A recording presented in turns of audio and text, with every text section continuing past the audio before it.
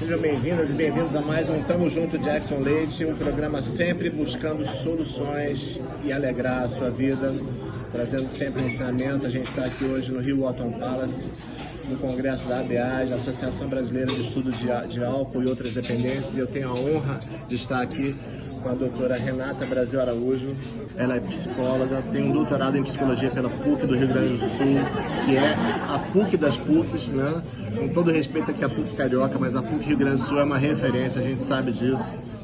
Com formação em terapia dos esquemas, um aperfeiçoamento e especialização em dependência química, coordenadora, supervisora do programa de adicções e terapia cognitivo-comportamental do Hospital São Pedro, diretora de ensino e pesquisa também do Hospital São Pedro, diretora e psicóloga da Modus Cognitivo, núcleo de terapias comportamentais de Porto Alegre, mas hoje ela é toda carioca aqui.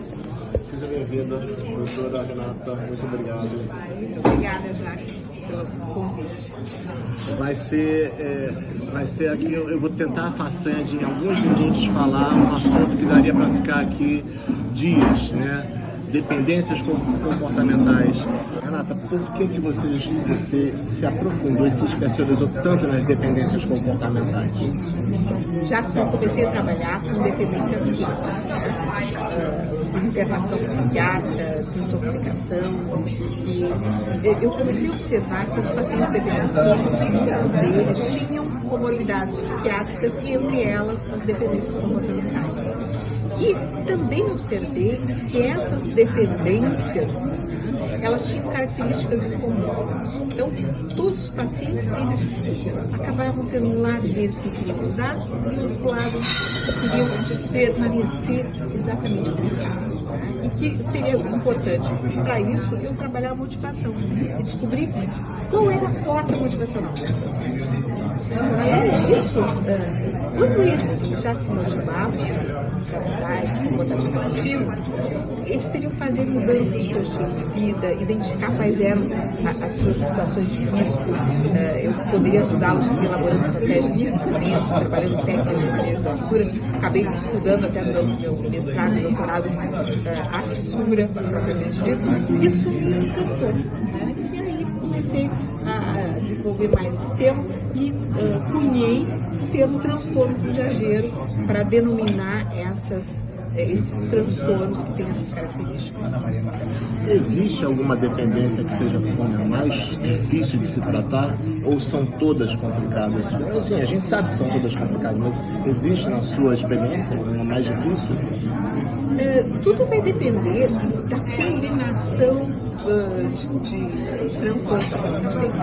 A maioria das pessoas que tem um transtorno cognitivo acaba tendo outro transtorno psiquiátrico comórbido. Então, por exemplo, pode ser uma depressão, pode ser um transtorno de estresse pós-traumático, um transtorno bipolar, um transtorno de ansiedade. E às vezes existe uma combinação de adições. Então, eu não tenho como dizer aquela dependência seria mais fácil ou mais difícil, porque ela vem em conjunto. Então, tem que conhecer aquele conjunto, né, de transtornos naquele paciente com as suas características, com as suas condições socioeconômicas, emocionais, a sua rede de apoio, a sua resposta farmacológica também, só para a gente ter uma ideia mais clara. E é difícil saber disso, né? Não tem como a gente ter controle de todas essas variáveis. Você falou uma coisa fundamental, que é crucial, que é a fissura. Na sua palestra agora há pouco, aqui no Congresso, né, você falou que a fissura já foi feito um estudo que ela dura até 8 minutos. Eu achei isso fantástico. Como tratar a fissura? Porque é aí que a desgraça toda acontece, né? Quando eu adicto, quando eu dependente, ou químico, ou de jogo, ou sexual, ou de tabagismo, enfim, whatever, jogos, quando eu cedo aquele momento da cegueira que é a fissura. Como tratar essa fissura? A gente sabe que farmacologicamente a gente tem pouca medicação comprovadamente efetiva para o manejo da fissura. Então o que a gente mais vai ter são as técnicas cognitivo-comportamentais. Eu tenho até um videozinho meu no meu canal do YouTube, Modus Cognitivo, que tem um videozinho com técnicas de manejo da fissura que eu envio para o paciente para na hora da fissura ele ligar assistir aquelas técnicas e aplicar em tempo real. Então, algumas técnicas que a gente utiliza e que tem evidência científica, né, eu vou citar aqui para ti. Uma delas chama-se relaxamento diafragmático. É uma técnica bem simples, qualquer um pode fazer, é super discreta. A pessoa vai respirar e quando ela colocar o ar para dentro pelo nariz, ela vai inflar a barriga, né? Como se fosse um balé. Então respira, inflando a barriga, contando até 3, vai trancar o ar contando até 3 e vai soltar pela boca bem devagar, contando até 6. Imagina que tem uma vela que não pode apagar. O que acontece quando a gente respira desse jeito? Inclusive é uma técnica que a gente usa para manejo de ataque de pânico. A gente sabe que a fissura tem uma relação com a ansiedade, né? Então, se eu conseguir diminuir a minha ansiedade, né, e diminuindo a minha frequência respiratória, diminui minha frequência cardíaca, que também está associada com a fissura, e a fissura tende a diminuir. Eu tenho 2 artigos publicados com essa técnica, um para a fissura do álcool e outro para a fissura do crack. E nos 2 artigos mostrou ser uma técnica efetiva. Então essa é uma técnica que eu gosto muito de explicar para os pacientes. Tem uma outra técnica chamada substituição por imagem positiva. Então, o paciente vai imaginar como se fosse um filme, ele vê uma cena, algo de positivo que vai acontecer se ele se mantiver emitindo. Por exemplo, a paciente quer parar de fumar e se imagina correndo a São Silvestre. Provavelmente ele não conseguiria porque não tem fôlego da barriga. Tem uma outra técnica que é a substituição por imagem negativa. Ele vai imaginar algo de negativo que pode vir a ocorrer caso ele caia. Né? Não algo que já aconteceu, porque isso pode gerar fissura, pode gerar ansiedade de ter lembranças negativas. O ideal é que o paciente vá colocando uma técnica sobre a outra, né, que a fissura passe. Né? Se distrair também é uma fase interessante. Tá? Então, digamos que eu estivesse aqui com fissura, eu posso contar o número de pessoas que estão vestindo roupa cinza, quantos homens tem na sala, quantas lâmpadas tem no teto. Então, tem várias técnicas que são comprovadas e que podem ser utilizadas. Em que caso é indicado uma internação?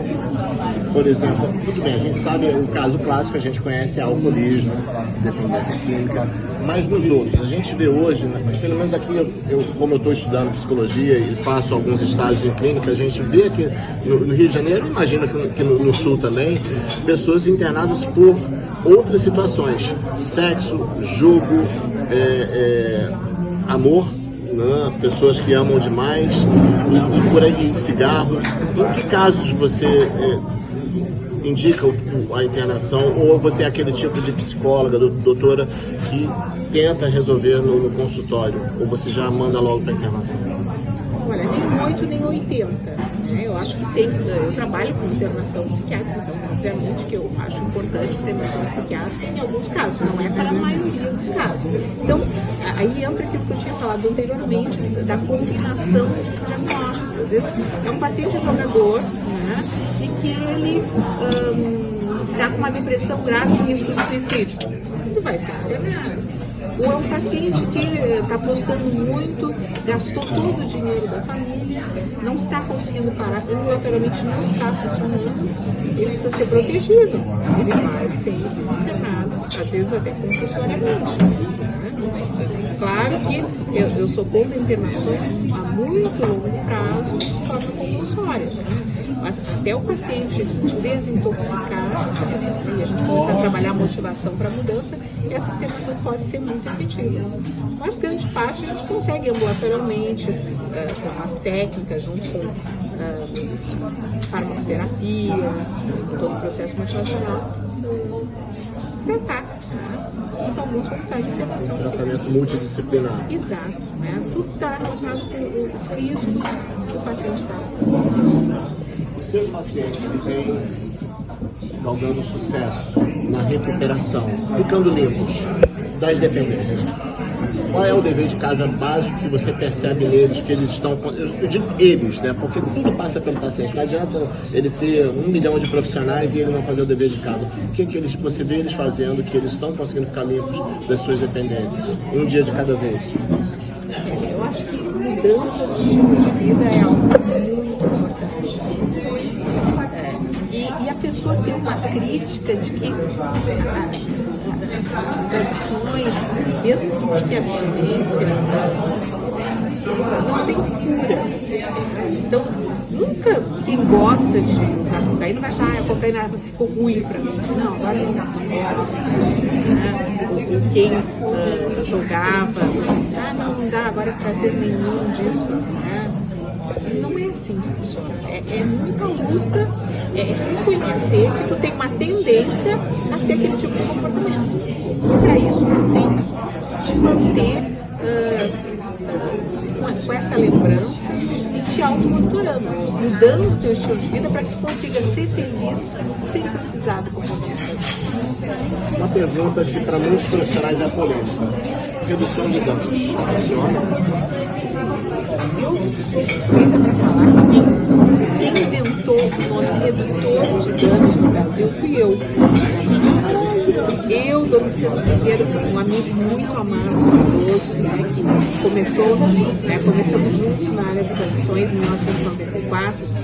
A gente juntou todas as pessoas que trabalhavam com as adições de São Paulo, com a redução de danos de São Paulo, e na época não tinha o nome da pessoa que trocava seringas, porque na época era muito relacionado a isso, aos usuários de drogas injetáveis. E eu sugeri de dar um nome para esse profissional e sugeri o nome redutor de danos, que foi votado, né, por todos, por unanimidade, o Ministério da Saúde, né? E foi lançado nesse encontro a Associação Aborto, a Associação Brasileira de Redução de Danos, que é representada a rede do Brasil do Sul. Então, claro, não tem como ser contra isso é difícil, né? A redução de danos transcende a questão da dependência. Eu, por exemplo, estou vendo uma corrida de Fórmula 1 e percebo que tem os pneus e britas na pista, isso é redução de danos. Não vai impedir de ter um acidente, mas se houver, é menos prejudicial. Então, se o meu paciente, que ele usava 10 pedras de crack por dia, ele usar uma, você compra, paga. A gente mira, né, no melhor, né, que eu quero. A gente quer abstinência, mas nem sempre o paciente quer, o paciente consegue. Nesse caso, claro que a gente vai trabalhar com redução de danos. Existe aqui no Brasil, sim, muita gente já foi. Não é, eu pego parte da redução de danos. Isso não ajuda o paciente. Qual é a necessidade do meu paciente?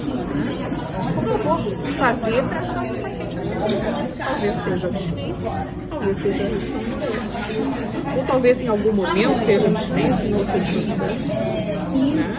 Faz o seu favor. Na tua experiência, tem pacientes que realmente se recuperam, ficam limpos, mudam o lifestyle sem frequentar os grupos de mútua ajuda? Claro que tem. Tem pessoas que não frequentam grupos de autoajuda, apesar de eu ser uma fã muito adorosa dos grupos de autoajuda. Eu acho que os grupos de autoajuda são importantes.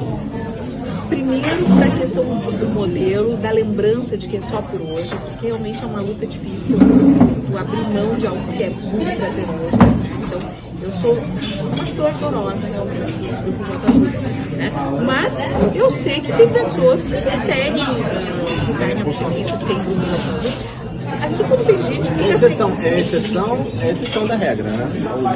Enfim, é só um palpite meu. Não digo que seja exceção da regra. Assim como eu sei que tem gente que sem fazer nenhum tratamento consegue parar. A gente conhece casos. Eu tenho uma pessoa que eu conheço que um alcoolista de longa data e a filha dessa pessoa teve um câncer e ele prometeu que se minha filha ficar curada, ela nunca mais vai beber. E isso faz mais de 30 anos. Ele não fez nenhum tratamento. Claro, não era aquele tipo de alcoolista que tinha sintomas de abstinência, que precisasse da medicação para desintoxicação, né? Aquele cluster de alcoolistas que tem sintomas muito. Mas não bebeu. E eu vou dizer o quê? Que a recuperação dele é pior do que beber? Não. Cada um tem o seu caminho na recuperação. E aí entra uma pesquisa importante lá do Projeto NET, que pesquisou vários tipos de tratamento, né,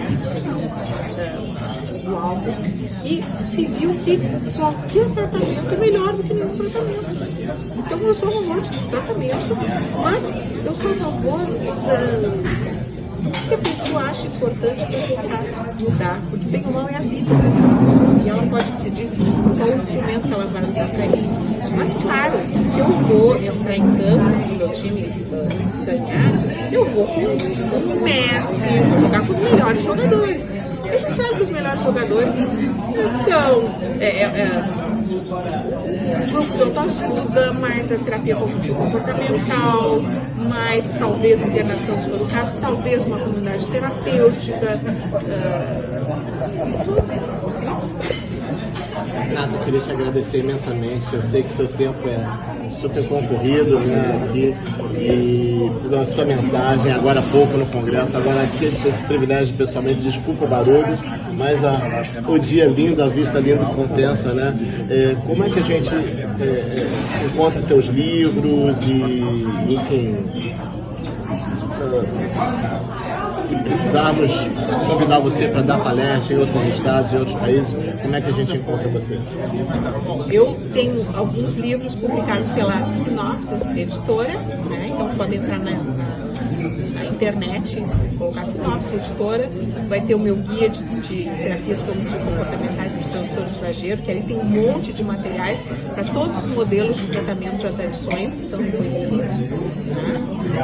E tem vários instrumentos para serem aplicados em grupo ou individualmente, para identificar situações de risco, trabalhar estratégia de enfrentamento, técnicas de manejo da fissura, para motivação, meu baralho da motivação, que é um instrumento bem interessante. Achei fantástico. Né? E o meu baralho da ativação comportamental, que eu estou lançando aqui no Congresso da BEAD, vai ter uma sessão de autógrafos amanhã, né? Tem um outro instrumento, o RPG Desafios, que é um role playing game para adolescentes, trabalha também com prevenção, que é aí pela Detor Editora. Podem me achar, quem tiver alguma dúvida, né? Renata Brasil Araújo 17 no Instagram, né? O Renata Brasil Araújo no Facebook. Quem quiser mandar uma mensagem, um pouco de papo para essas informações vão estar todas na descrição da entrevista no YouTube, tudo isso que a doutora Renata falou. Muito obrigado, gente. Se inscreve no canal, que é de graça, dá like, isso ajuda muito o nosso trabalho. Renata, a gente sempre termina. Tamo junto. Pessoal, até o próximo programa.